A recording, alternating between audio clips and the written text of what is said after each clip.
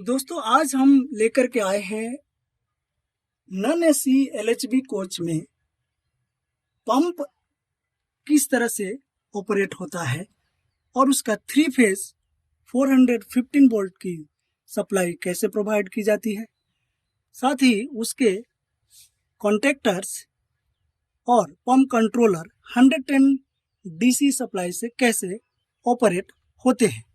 आइए चलते हैं वीडियो पे।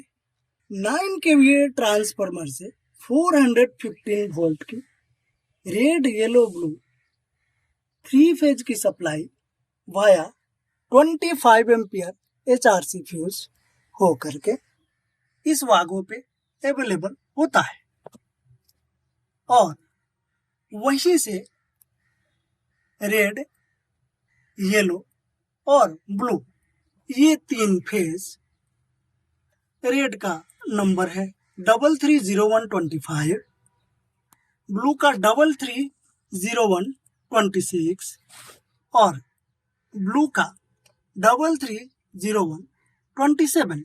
ये तीनों फेज ऐसे हो करके K21 पंप के MPCB के इनपुट पे रेड, येलो, ब्लू अवेलेबल होता है और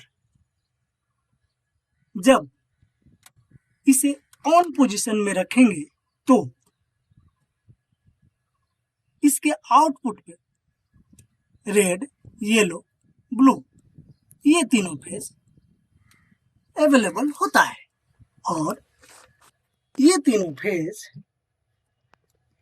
K25 के इनपुट पे रेड, येलो, ब्लू इस तरह से अवेलेबल है और यहीं से रेड, येलो और ब्लू का एक एक लूपिंग लेकर के K24 के कॉन्टेक्टर के इनपुट पे रेड, येलो और ब्लू इस तरह से प्रोवाइड रहता है।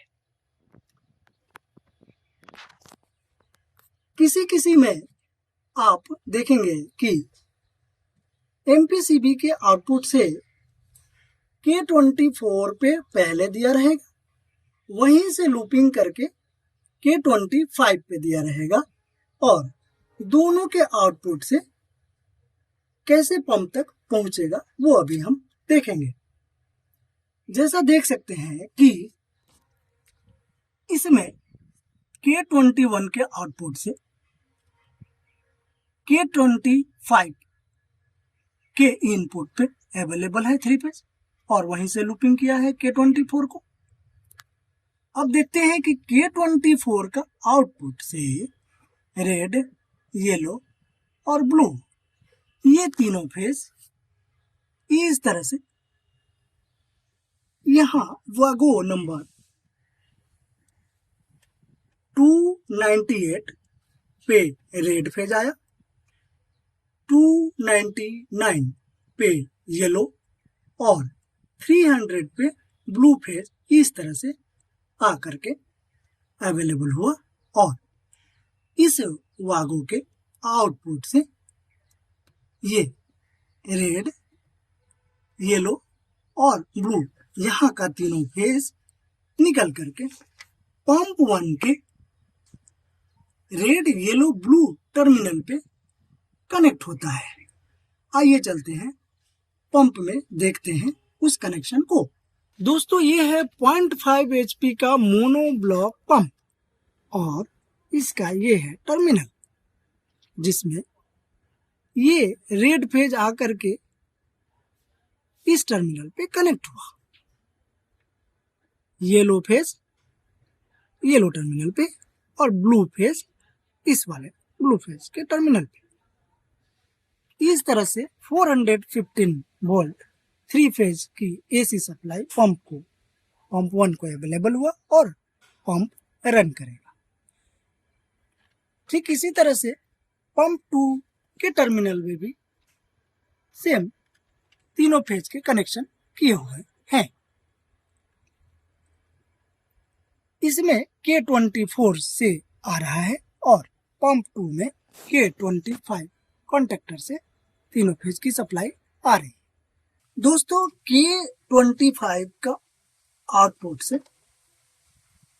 रेड, येलो, ब्लू ये तीन फेज 415 वोल्ट का निकल करके यहाँ वागो नंबर 302 पे रेड, 303 पर येलो और 304 पर ब्लू ऐसे कनेक्ट होता है और इसके आउटपुट से ये रेड का, ये येलो का और ये वाला ब्लू का निकल करके पंप नंबर 2 पे रेड, येलो, ब्लू के टर्मिनल पे जा करके कनेक्ट होता है ठीक पंप 1 की तरह। दोस्तों ये है वाटर राइजिंग पंप कंट्रोलर और ये कैसे ऑपरेट करते हैं और इसका क्या फंक्शन है वो अभी देखते हैं। यहाँ देखिए पंप टेस्ट लिखा हुआ है।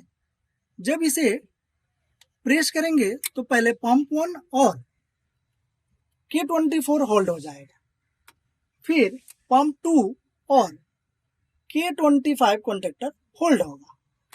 इस तरह से हम देख सकते हैं कि दोनों ही पंप का कॉन्टेक्टर सही काम कर रहा है।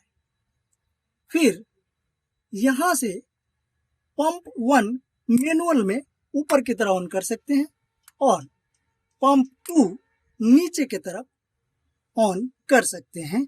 इस समय K25 यानी पंप 2 का कॉन्टेक्टर होल्ड है। आगे देखते हैं, जब इसे बीच में यानी ऑटो मोड पे रखते हैं तो ऑन ऑफ स्विच को ऑन कर दें तो यहां से K24 का कॉन्टेक्टर होल्ड हो जाता है और यहां से टाइमर शुरू होता है। 4 आवर्स पूरा होने के बाद ये K25 कॉन्टेक्टर को होल्ड कराएगा और ऐसे ही अल्टरनेट, एक ऑफ होगा, दूसरा उस वक्त ऑन रहेगा। 4-4 घंटे के अंतराल पे ये ऑटोमाइजेशन कराते रहेगा। देखते हैं कि ये कितने वोल्ट की सप्लाई से काम करता है और उसकी पूरी वायरिंग डिटेल कैसे है। दोस्तों water rising pump controller modified coaches में अपर गियर के इलेक्ट्रिकल पैनल में फिट होगा और यहाँ एमपीसीबी जो है वो एक है, मॉडिफाइड कोचेज में 2 होगा और दोनों के लिए ये जो एक्सिलरी कॉन्टैक्ट 2 देख रहे हैं वो दोनों के लिए सेपरेट सेपरेट होगा। इसमें चूंकि एक ही एमपीसीबी प्रोवाइडेड है तो 2 एक्सिलरी कॉन्टैक्ट लगाए गए हैं, जो K24 के लिए ये पहला वाला और K25 के लिए ये दूसरा वाला फंक्शन में रहता है। आइए देखते हैं कि जब ये ऑफ पोजीशन में है तो जिस तरह से एमपीसीबी का मेन कॉन्टैक्ट 3 फेज का एनो बना रहता है यानी ओपन रहता है नॉर्मली, ठीक उसी तरह से एक्सिलरी कॉन्टैक्ट दोनों का भी नॉर्मली ओपन रहता है। लेकिन जैसे ही एमपीसीबी को ऑन करते हैं तो मेन कॉन्टैक्ट इसका नॉर्मली क्लोज हो जाता है, एनसी बन जाता है, क्लोज कॉन्टैक्ट मिल जाता है। ठीक उसी तरह से दोनों ही एक्सिलरी का भी नॉर्मली क्लोज यानी एनसी बन जाता है, यानी इनका कॉन्टैक्ट आउटपुट पे मिल जाता है। आइए देखते हैं कि K24 और K25 को वाटर राइजिंग पंप कंट्रोलर कैसे ऑपरेट कराता है। चूंकि इन दोनों कॉन्टैक्टर्स का मैग्नेटिक कॉइल 110 डीसी वोल्ट से ऑपरेट होता है। देखते हैं 110 डीसी सप्लाई किधर से आ रहा है। ये पॉजिटिव केबल और ये है निगेटिव 110 डीसी वोल्ट। ये हमारा बैटरी से सप्लाई आ गया यहाँ पे, और पॉजिटिव यहाँ आउटपुट है वागो का, और ये निगेटिव। तो एक निगेटिव हम यहाँ से लिए और यू उसको K24 का A2 मैग्नेटिक कॉइल का दो टर्मिनल A1 और A2 के A2 पर यहाँ ये कनेक्ट किया, और यहीं से निगेटिव ऐसे लूप करके ये K25 का A2 पर ये अवेलेबल हुआ, और किसी किसी में यहीं से लूप करके निगेटिव पंप कंट्रोलर के निगेटिव पॉइंट पे कनेक्ट करते हैं। इसमें ये दूसरा वाला निगेटिव यहां से लिया और पंप कंट्रोलर के निगेटिव पे कनेक्ट हुआ। दोस्तों 110 डीसी का ये वाला नेगेटिव डायरेक्ट आ करके वाटराइजिंग पंप कंट्रोलर के ये वाले नेगेटिव टर्मिनल पे यहाँ कनेक्ट होता है। 33, 08, 06, 04 ये टर्मिनल, और 110 डीसी का ये पॉजिटिव का ये वाला वायर डायरेक्ट आकर के कंट्रोलर का ये वाले टर्मिनल पे यहाँ ये 33, 05, 05, 04 ये पॉजिटिव कनेक्ट होता है, और यहीं से पॉजिटिव का लूपिंग हम यहाँ भी दे सकते हैं, और यहाँ से एक लूप लेकर के दूसरे वाले पे भी देते हैं। यहाँ दोस्तों ये वाला पंप 1 को सप्लाई जाएगा, ये वाला पंप 2 के लिए है। तो यहाँ देखते हैं कि जब कंट्रोलर ऑन होगा तो ये वाला वायर निकल करके हमारा एमपीसीबी का पहला एक्जुलरी का यहाँ पे इन होगा, और यहाँ से आउट होकर के वागो नंबर 29 पे इस तरह से ये वाला अवेलेबल होगा, और 29 के आउटपुट से ये वाला कनेक्शन इस वायर से आकर के पंप के टर्मिनल में C1 टर्मिनल पे इस तरह से कनेक्ट हो जाएगा।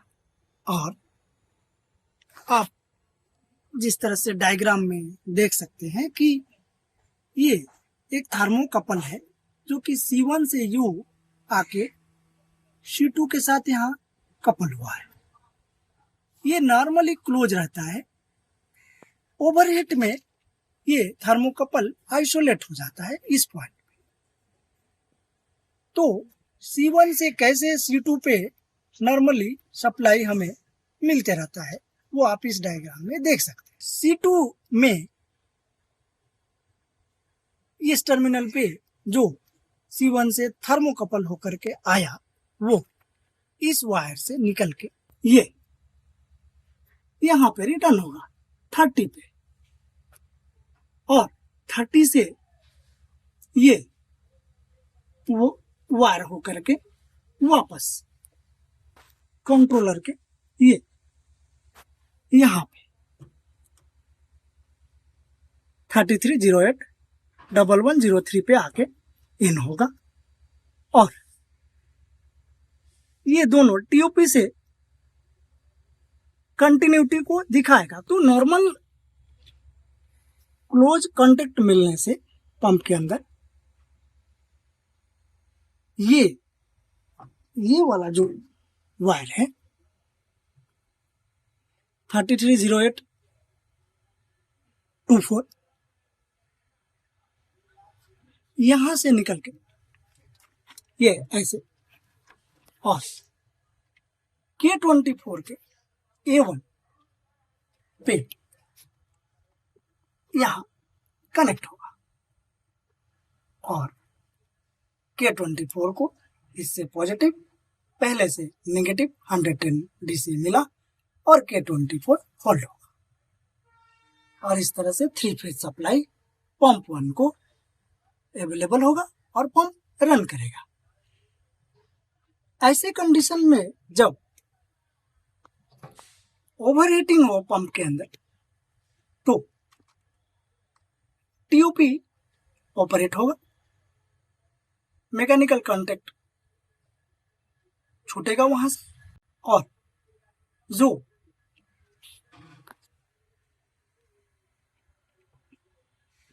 इस वायर से रिटर्न आ रहा था पॉजिटिव वो नहीं आएगा। जब यहां नहीं मिलेगा तो इससे भी सप्लाई नहीं जाएगा और K24 ऑफ हो जाएगा।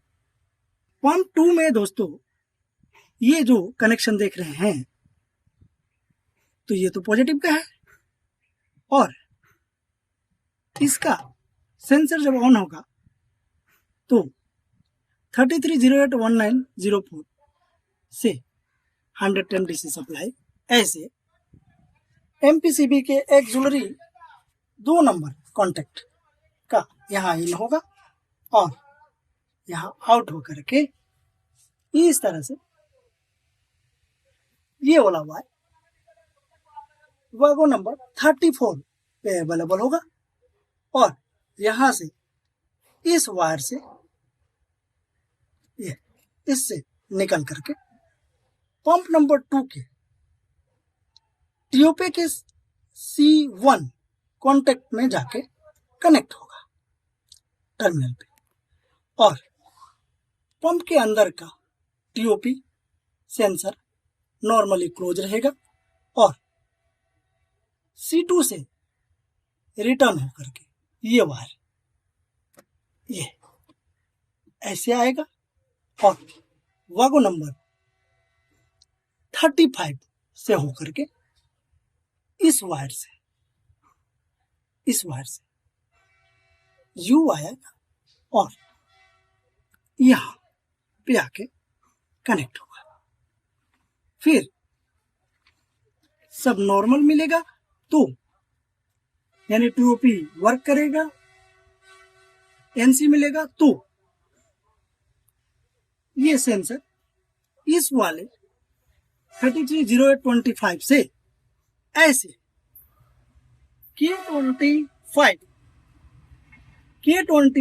कॉन्टेक्टर के A1 पे DC पॉजिटिव अवेलेबल होगा यहाँ इस टर्मिनल पे और इसका कॉइल एनर्जाइज होगा, K25 होल्ड होगा और ये जो 3 फेज सप्लाई है वो पंप 2 को मिलेगा। यदि पंप ओवरहीट होने लगे तो टीओपी ऑपरेट होगा, मैकेनिकल कांटेक्ट ऑफ हो जाएगा और जो पॉजिटिव यहां आ रहा था रिटर्न C2 से वो नहीं मिलेगा तो ये 110 DC का K25 पे जाने वाला DC पॉजिटिव भी नहीं मिलेगा और ये कॉन्टेक्टर ऑफ हो जाएगा। इस तरह से टीओपी का प्रोटेक्शन होता है। C1 C2 का यूज है, पंप कंट्रोलर का हमारा यूज है। हम K24 K25 को ऑटोमेटिकली ऑपरेट कराएंगे, साथ ही साथ ओवरलोड प्रोटेक्शन भी सर्किट में दिया हुआ है। तो पंप का पूरी तरह वायरिंग आप लोग अभी देखें। वीडियो में बने रहने के लिए आप सबका बहुत बहुत धन्यवाद। वीडियो पसंद आई तो लाइक करें, शेयर करें, चैनल को सब्सक्राइब करें, बेल आइकन प्रेस कर दें ताकि और भी नए वीडियो आपको का नोटिफिकेशन मिलता रहे।